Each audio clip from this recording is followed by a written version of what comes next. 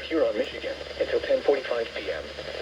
At 9:40 p.m., a severe thunderstorm capable of producing waterspouts was located 7 nautical miles west of Port St. Helens, moving northeast at 25 knots.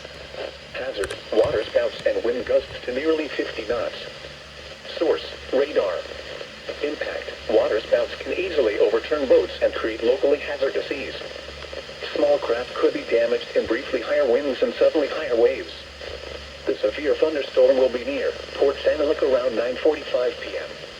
Other locations impacted by the severe thunderstorm include Rickmanville.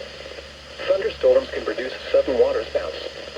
Waterspouts can easily overturn boats and create locally hazardous seas. Seek safe harbor immediately.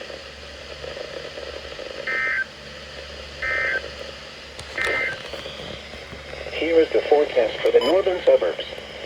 Heat advisory in effect from noon to 8 p.m. Wednesday, early this evening.